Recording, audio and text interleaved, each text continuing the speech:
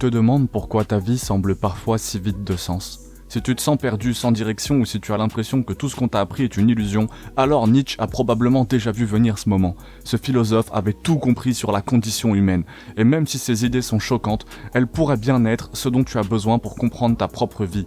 Dans cette vidéo, on va explorer pourquoi Nietzsche avait raison sur tellement de choses, et pourquoi ça va changer ta vision du monde. Que tu sois familier ou non avec la philosophie, ce que tu vas découvrir ici va te bouleverser. Reste bien jusqu'à la fin, parce que ce que Nietzsche nous dit pourrait bien t'aider à reprendre le contrôle de ton existence. Le renversement des valeurs. Pourquoi tout ce que tu crois est faux? Nietzsche, c'est avant tout un grand destructeur d'illusions. Il a grandi à une époque où la religion et la morale chrétienne régissaient encore la société. Mais Nietzsche n'a pas peur de le dire haut et fort. Dieu est mort. Ça ne veut pas dire que Nietzsche a tué Dieu, mais que les valeurs morales et religieuses qui guidaient autrefois l'humanité n'ont plus de sens dans le monde moderne. Et qu'est-ce qui remplace ces valeurs? Rien, le vide. Nietzsche appelle ça le nihilisme. Le nihilisme, vous l'avez sans doute déjà entendu. Ce vide laisse un trou béant dans nos vies. Et c'est peut-être ce que tu ressens parfois, tout paraît futile. Ce que tu fais, tes rêves, tes ambitions, tout semble dénué de sens. Et c'est précisément là que Nietzsche frappe fort. Il nous montre que tout ce que l'on croyait vrai n'a jamais vraiment eu de fondement solide. L'homme face à l'abîme. Mais ce n'est pas tout, parce que tout est vide, que tout est perdu. Nietzsche nous dit oui, il faut accepter ce vide. Il faut regarder l'abîme droit dans les yeux. Cette idée est terrifiante pour beaucoup de gens, parce que ça veut dire que tu ne peux plus te cacher derrière des excuses ou les croyances qui te confortent. Tu es seul face à toi-même et face à la vie, tu dois créer ton propre sens. Imagine ce que cela veut dire pour toi. Pendant des années, tu as peut-être suivi un chemin tracé tout droit par la société, pour toi, tes parents ou ton entourage. Mais si tu écoutes Nietzsche, il dit que tout ça n'a aucune importance. Il n'y a pas de plan prédéterminé. Il n'y a pas de raison ultime derrière tout. C'est toi qui dois donner du sens à ta propre existence. Le surhomme, comment devenir plus grand que la vie. Et c'est là que Nietzsche introduit une de ses idées les plus révolutionnaires. Le concept du surhomme, ou Übermensch en allemand. Le surhomme, c'est l'individu qui va au-delà de la morale conventionnelle, qui ne se laisse plus guider par ce que la société attend de lui. Il crée ses propres valeurs, ses propres règles. Mais attention, être un surhomme ne signifie pas être un tyran ou quelqu'un de cruel.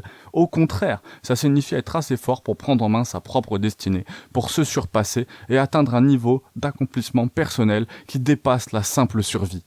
Imagine ça un instant, si tu arrêtais de suivre les règles que les autres t'imposent, si tu pouvais créer ta propre voie, qu'est-ce que tu ferais ?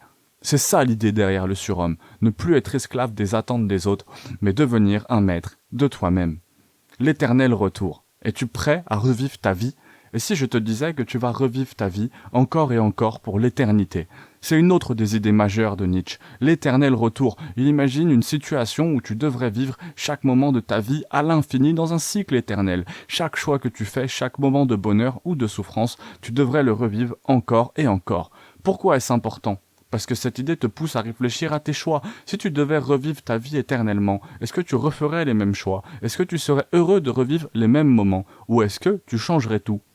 Cette question est là pour te faire prendre conscience de l'importance des décisions ici et maintenant. Est-ce que tu vis vraiment ta vie comme tu le souhaiterais? Nietzsche et toi, prends le pouvoir sur ta vie. Finalement, le philosophe Nietzsche est un appel à l'action, un appel à ne plus être passif dans sa vie. Si tu veux que ta vie ait un sens, c'est à toi de lui en donner. Tu dois arrêter de suivre les autres, de t'accrocher aux croyances qui te rassurent. Au lieu de cela, tu dois créer tes propres valeurs, affronter l'inconnu et prendre des risques.